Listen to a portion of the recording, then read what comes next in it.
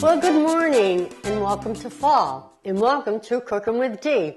It's one of those brisk mornings out there. You know, Dave and I are having a hot cup of coffee, but we're sneaking in a little piece of cake here and there. But you know, summer's over with. We've already picked the end of whatever is in the garden. We have a lot of peppers here, red, sweet, hot, one little eggplant, and Miss Witch over here, because you know Halloween will soon be here and we'll be treating those trick-or-treaters. So what are we going to do today? It's fall, Thanksgiving is coming, Christmas is coming, there's a lot of things ahead of us. So I want to make some dishes that maybe you can use for Thanksgiving, and they're all very easy dishes. Now, I've had this recipe. It's called the Jewish apple coffee cake. It is great. What do? You just take this one bowl. You put all your ingredients at one time. You don't blend this and blend that and then later do something else. Everything goes into the bowl. That is the secret of this cake. And you put fresh apples in it. So what do we have? We have I use the McEwens. You don't want to use the Max because they're they're like applesauce. They turn down to nothing, the mush applesauce. And that's okay, but you can't use it for this cake. I use the Cortlands, okay? I dice them up for this. I'm not going to make this in a bump pan like I usually do. I'm going to make it in this type of a pan. So I've lined it with parchment paper. I've got all my ingredients here. We have apples, 3 or 4 apples. We have a cup of oil. We have 3 eggs. We have 2 cups of flour with a little bit of baking soda, a little bit of cinnamon, vanilla, sugar. We are ready to go. So what are we going to do? Preheated our oven to 350. All right, so that's done. Cup of oil, and like I said, just put it in there. Cup of oil, 3 eggs. This is the hardest part of the recipe. 3 eggs, and you may notice I use brown eggs. Lately, there's something about brown eggs. I like the way the finished product comes out, too. And I know eggs are high, but we got to do the best we can. Everything's going up. Nothing's staying the same. Life is going on. Okay, so we did that. We've got our eggs in there. Okay, a little bit of salt, which I actually put in here, so I wouldn't have to bother with that later. Cinnamon. I don't measure the cinnamon. There's 3 eggs in there, and I just go like this. 3 eggs in the oil. I just go a couple times around. I like a lot of cinnamon. It gives it nice brown color, and cinnamon really makes your cake, the cinnamon and the apple. So we're done with the cinnamon. 1½ cups of sugar. Just pour it right in there.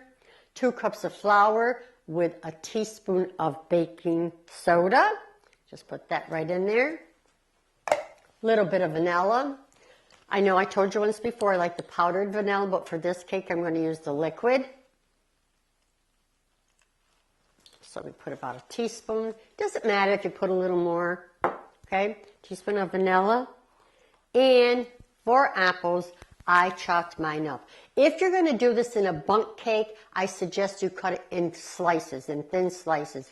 And Dave, you're cheating over there. How is that cake? It's very good, Dolores. Okay, so we have our apples in here. Now, and we have our pan, like this is lined in parchment paper. You could do it in a flat, like a sheet cake pan that has the sides are about this wide. You can do that if you want to make it like in little squares and serve it to a lot of people. You're going to an event and you just want to make the little squares, put them in cupcake liners, put them nice on a plate, sprinkle a little bit of confectionery sugar on there. You'll get maybe about 40 squares with that. But this is going to be a little higher cake. It's the same cake, just a little difference in the pan that you use, or the other in a bundt cake, bundt pan. If I'm going to visit someone and I want to bring a little gift, I will put it in a bundt pan, okay? But this kind of like, more like a homey atmosphere. All right, so we've got everything in there. And we got our handy-dandy mixer here, which is kind of like dying out, people. Now, everything is in here. Everything is in here. So just put it on high and mix it all up. Let me tell you something. If you do it the other way, if you're going to put the sugar in there and then the eggs and mix it together, you will get a flop for a cake. It will not be a good cake at all. This is how the recipe is. You've got to follow the directions on this one. Simple, easy, 1, 2, 3.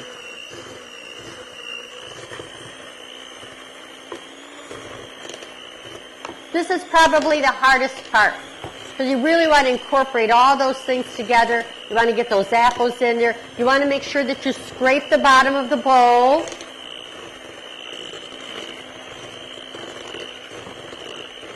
And those apples will be just like little chunks in there. And what I want to tell you is really do not use the Golden Delicious or a hard apple. They're really not tasty. And I really don't think that the Delicious apples are that tasty anyway. They don't taste appley enough to me. But everybody to their own taste. Really, use the McCohens, the Cortlands, even the Empires. That's what I would recommend. Don't use the others. Okay, mix this up really good, guys.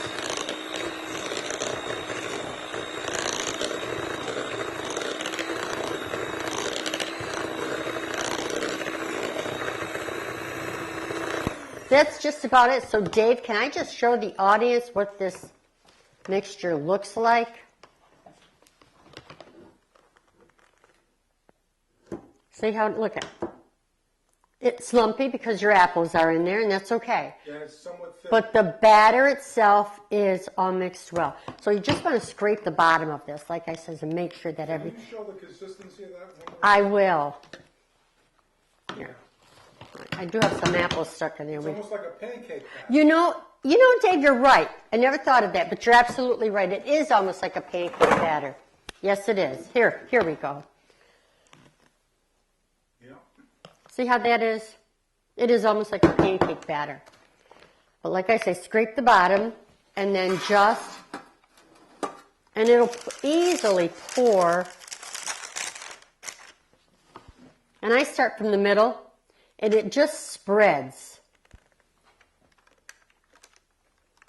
It will spread.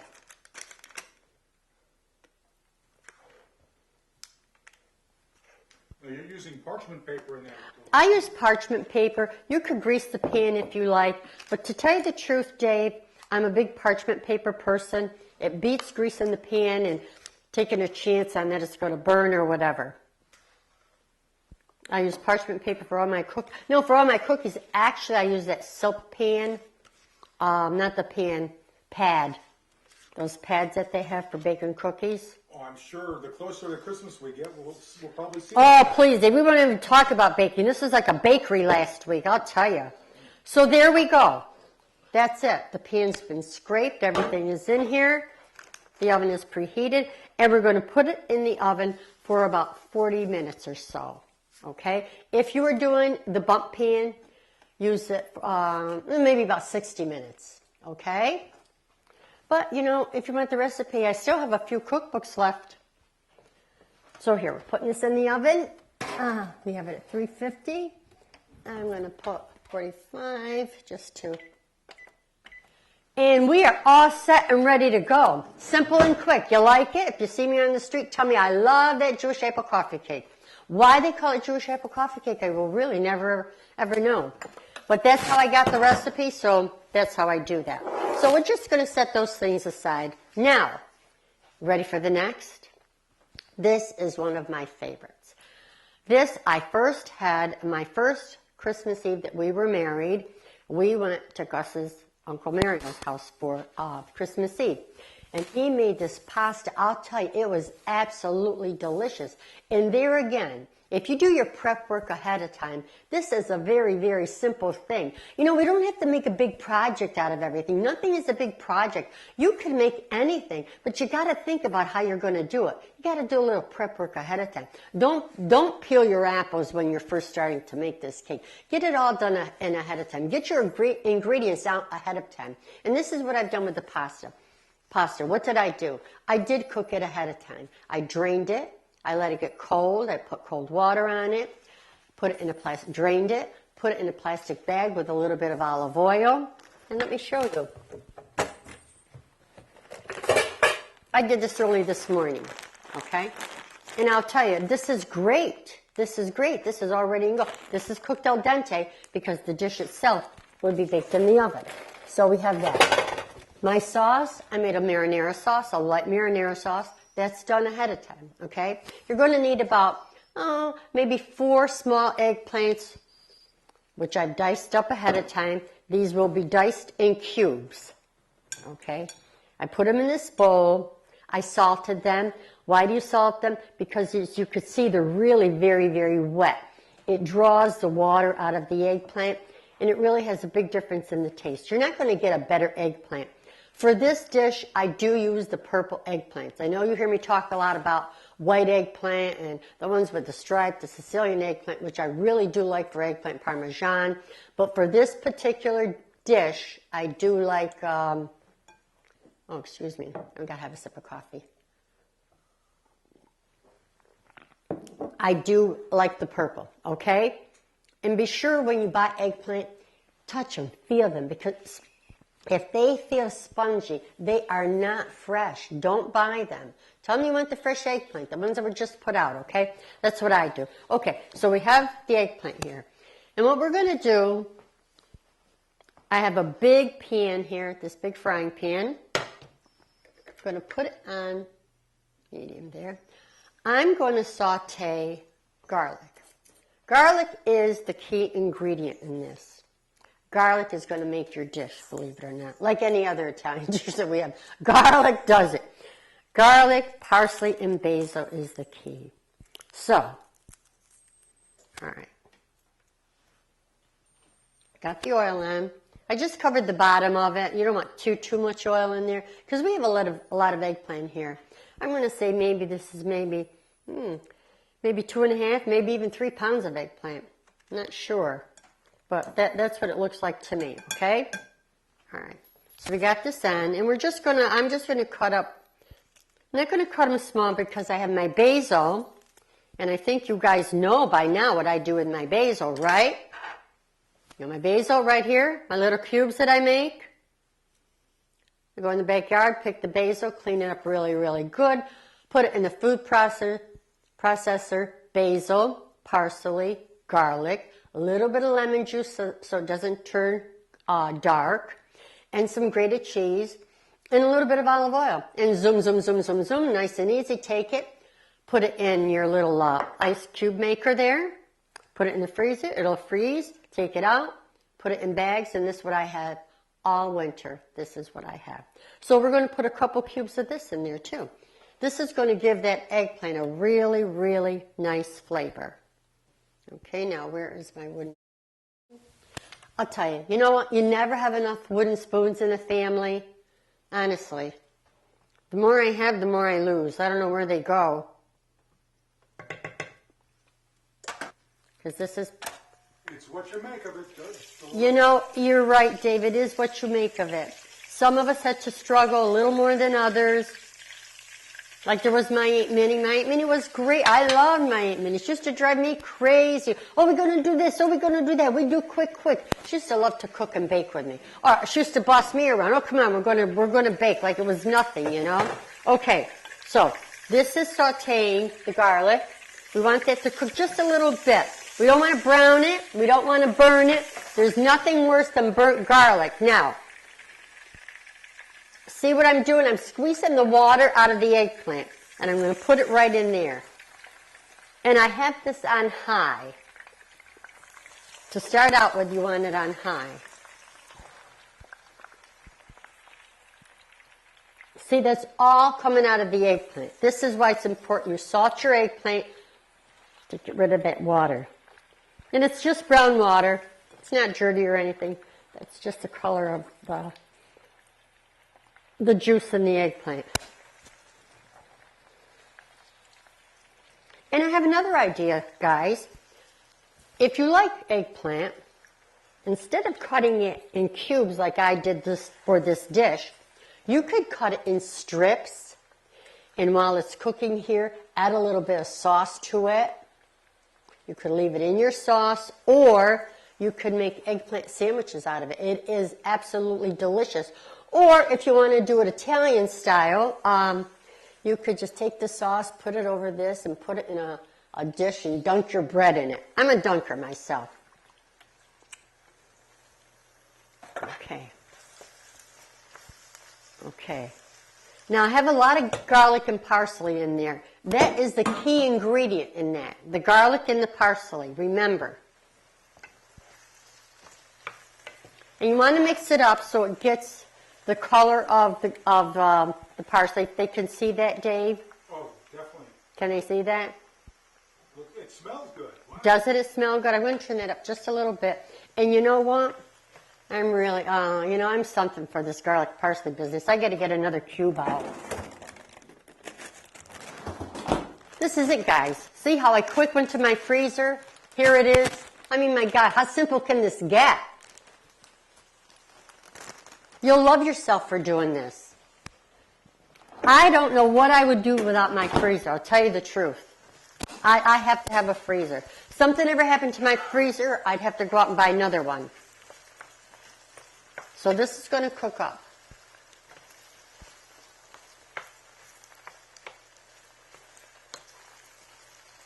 Oh my God, Dave. Oh, it smells so good. Now, you know what? Another thing I have to tell you, all these ideas are coming to me as I'm cooking this.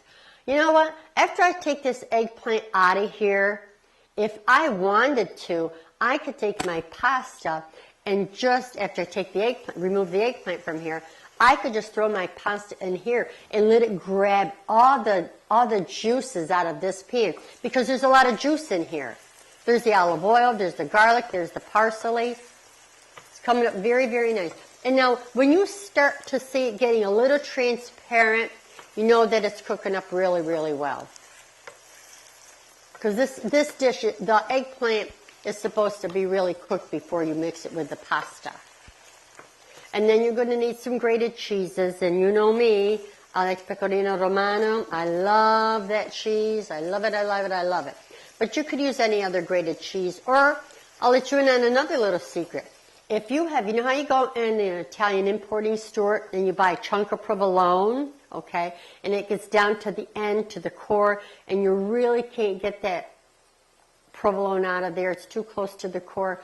Grate it a little bit. Don't grate the skin. Don't grate the wax. Just that little bit of provolone that's left onto the skin there. Grate it and mix it with your grated cheese. I'm telling you, it's just so good. Dave, this is coming great. Wow. Okay, so Dave, well, I have to get a few other things out of the refrigerator. We're going to take a little break, and we will be right back. And thank you for watching Cooking with Dee, but we're going to be right back. Okay, so much for that. Our eggplant, just look at it, Dave. It smells so good. I wish you guys could smell this room.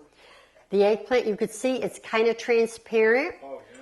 And what I'm going to do is I'm going to take this eggplant out. I'm going to put it in a bowl. You don't have to do this, but see, there's so much juice in here and flavor that I want to get it out. In fact, I'm even going to leave a little bit of that eggplant in here. And what I'm going to do, the pasta that I cooked, now I cooked, this is a pound, and it is Barilla pasta. It's called campanella. You know the flour, campagna, little flowers, campanella? Mm-hmm. Well, that's what this is. And I'm just going to pour it in here. Only because, Dave, like I said, I want it to get the juices of that parsley, of that basil. I don't want it to go to waste. And I'm just going to mix it like this. Okay? All right. So, guys, I hope this didn't sound complicated. You know, what we did a little bit of prep work. We cut the eggplant, we cut it up, we sauteed it in olive oil, a lot of garlic, a lot of parsley, a lot of basil, okay? All right. Then we took our pasta and we pre-cooked it, drained it, set it aside. Our sauce we already had made. This is a container that, since this is going out of the house after, and this is a giveaway, okay? I mean, not to you, the audience. I don't want you to think you come knocking on my door and you're going to have a plate of pasta or whatever. Oh. But just to let you know that I made this for a purpose today because somebody had ordered it, okay? Not that I do catering either. But anyway, so we have that. We have our grated cheese. I have pecorino romano in here. I have a little bit of also regular grating cheese. And I also have some shredded mozzarella in here. I love shredded mozzarella. I used to use Cappiello Scamorza, but you know what? I don't know that they make it anywhere, and I have not been able to get it. But this, you're going to use a lot of cheese with this. So this is like this, and it's all set ready in here, okay? So, now, this is what we have to do, because I want you to really see what this is all about. So I want you to see me put this dish together. So I'm going to put this here, okay, because we're going to add that with this. The oven is on because this is going to go in the oven. Here's my sauce, a nice light marinara sauce, all done up. You can see that.